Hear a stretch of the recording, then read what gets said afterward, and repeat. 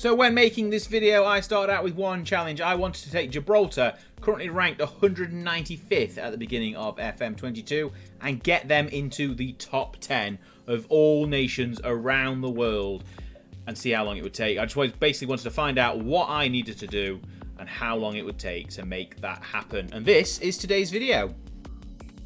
So here we are, you can see Gibraltar ranked 195th in the world. And what have we changed? So first, we've given their youth rating a boost up to 200. We've given an economic factor for the nation at 20. And for every single club, we've given them 20.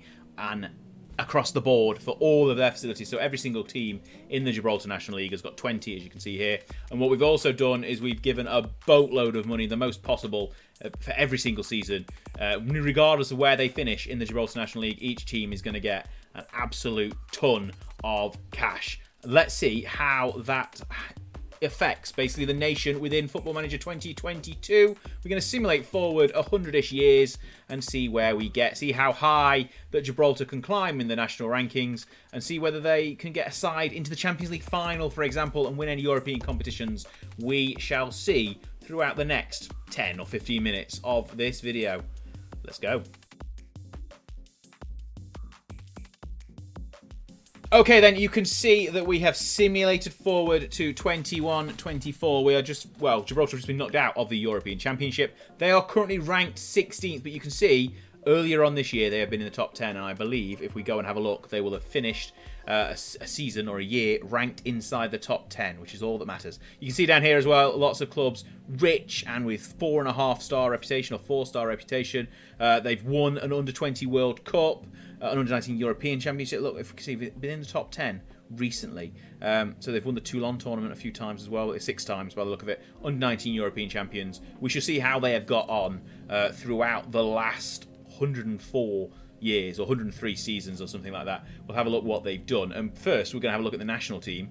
And if we go back, I've done a little bit of a peeking around on this before we get into making this video. So I do know a few things have happened. We're going to explore everything together, though, along the way. So first, the 21-14 World Cup.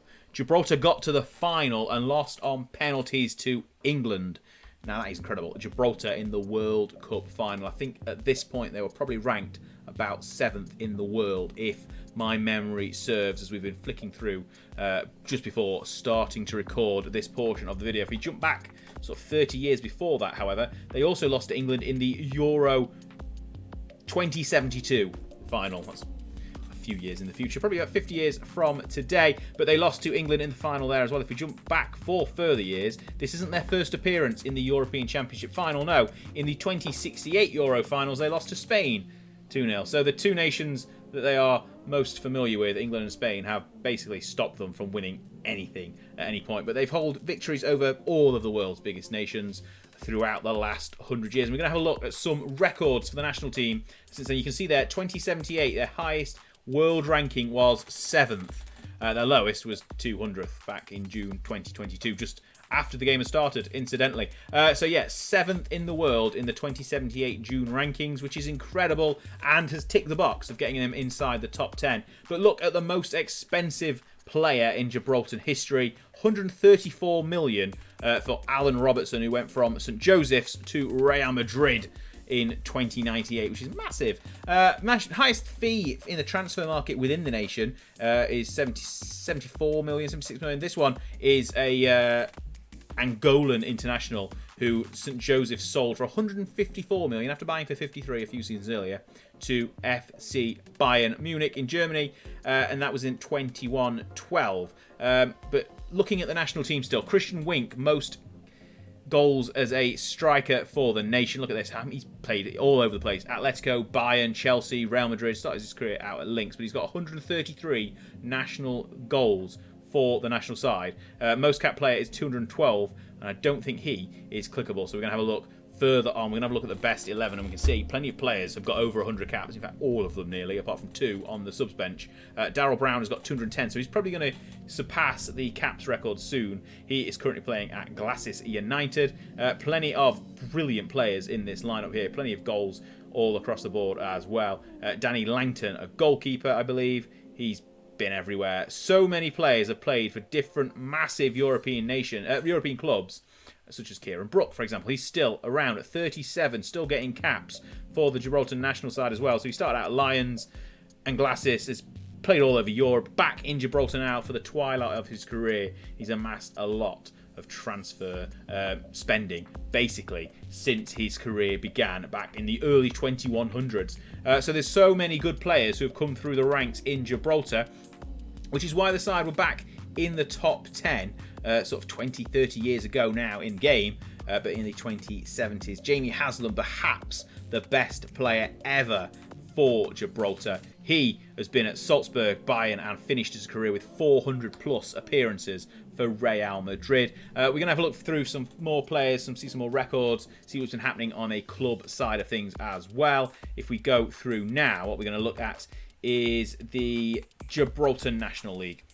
So there have been spells. In fact, before we get there, they're currently the 5th best competition in Europe. Just look at that for a second. The Gibraltar National League is the 5th most reputationed competition in Europe. So St. Joseph's are currently the biggest side in the nation. They have been dominant since the 2080s, essentially. Before that, it was Lynx, who were winning most of the titles for about a 40-year period, in fact. And previously to that, Europa started the game out as the big dominant side. Lincoln Red Imps, incidentally, who have won pretty much every Gibraltar title in existence before today, have not won one at all in this said game.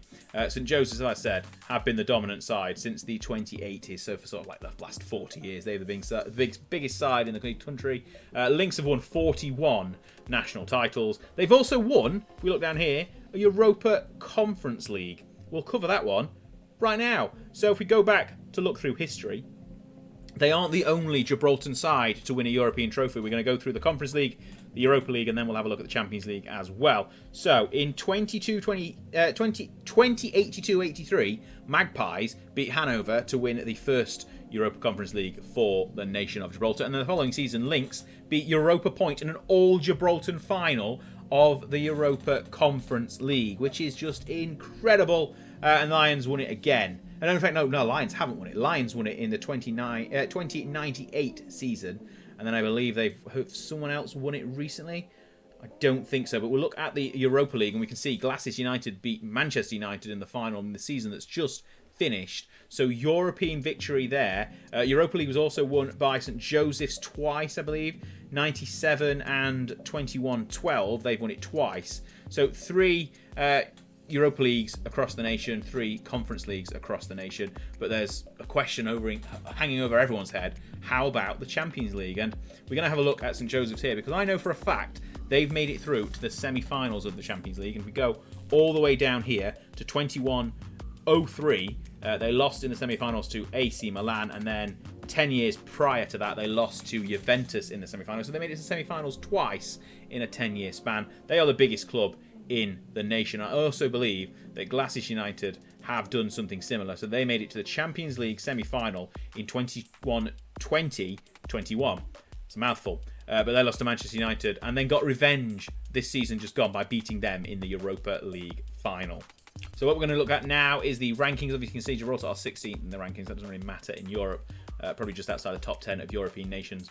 But the club coefficients, they are currently 4th ahead of Italy. They are a big 4 nation in Europe, so their league is in the top 4. That means they get 4 group stage berths in the Champions League, 2 in the Europa League, and 1 playoff spot in the Conference League as well. So they've got 7 of the 11 teams in the Gibraltar National League automatically in Europe, which is incredible. They've jumped up to 6th this season ahead as Portugal have dropped down. Actually, the Portuguese league has dropped down a few pegs, but the Gibraltar National League is in the top 5, which is just fantastic. We're going to have a quick look at a few players who we're going to scroll down here on the European bet, the best player in Europe, basically, to see if we can find any Gibraltar players. And whilst we're doing that, I'm going to ask you if you could subscribe to the channel. That would be really helpful. You won't miss any future episodes here on Anderzbaz Gaming. New name as well, new rebrand quite recently. But we found Jamie Haslam, who, as you can see here, has won so many personal awards. He's won an incredible amount. He's won the Europa, the best player in Europe, the Ballon d'Or,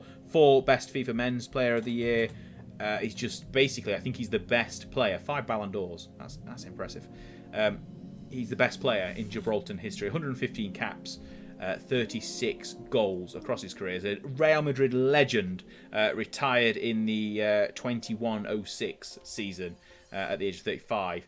But he has just been an incredible force for Gibraltar football. You can see here, started his career out at college, 75. We're going to have a quick look through some other things as well. Whilst we're on the save, we'll be seeing a few more things. So if you go back to the transfers, just I'm going to flick down to here and see a few more players whilst we're talking. We're going to have a look at anyone else who went for over 100 million. Here is Jaden Ruiz, he started out college, 75, Lincoln, and then to PSG, Bayern, then came back to the Isle of Gibraltar to finish his career. He went for over 100 million. 123 million when he went from PSG to Bayern. We've already touched on Alan Robertson, who also had a big spell at Real Madrid around about the same time as Jamie Haslam as well. So Real had a core of Gibraltar players. Here's Haslam, as you can see there, a fantastic spell of about 14 seasons with Real Madrid, over 400 caps. And he's just basically been the best Gibraltar player, as you can see in this save. We're going to scroll down here. I think that might be all of the players who have been sold for 100 million. If we keep looking, is there anyone else? Charlie Scopes. We'll have a look at Charlie Scopes. He was in the very, very first intake at Lincoln Red Imps when the game first began. He went to Man United, Burnley, PSG, and then finished his career at Real Madrid. Went for over 100 million, 111 million when he went from PSG to Real Madrid. And he is another one who, right at the beginning of the game, was an incredibly good player for the Gibraltar national side and helped them climb the ranks quite quickly. I think basically they went from in the 200s quickly into the top 100. Then it was a churn to get into the top 10. But we'll have a look once again at a few more things here just to see what has been happening. They've been knocked out of the group stages of the European Championships this time around. In fact, they've been on a little bit of a poor spell. They've been knocked out of the top flight of the Nations League as well recently after struggling. They've got to a couple of Nations League semi-finals. I think they've even got to a Nations League final as well. Third place in the World Cup that time as well. In the 21-18 World Cup group stage is a bit of disappointment. We'll have a look here.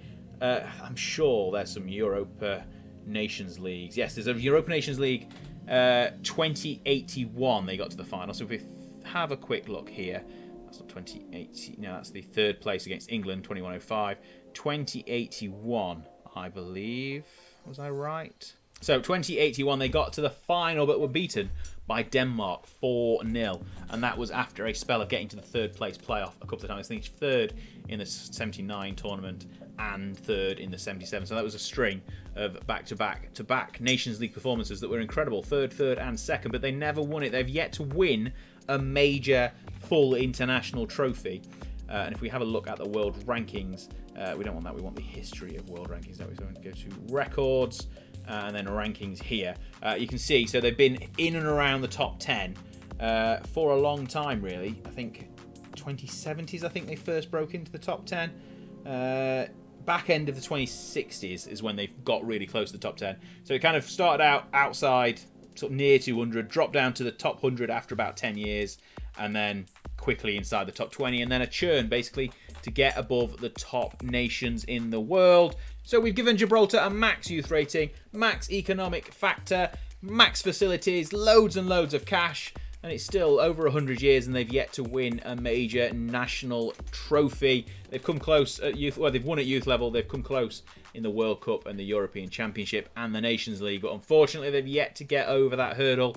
A top 5 league in Europe, top 10 nation in the world, but not good enough. But hopefully you've enjoyed today's video. You let me know your thoughts down in the comments below. I'd love to hear from you. I'll get back to you straight away. And hopefully you'll hang around as well for some more content. So some videos are appearing on screen right now, as is a subscribe button that I would be very, very appreciative if you would press. Thanks so much for watching. I will see you on the next video.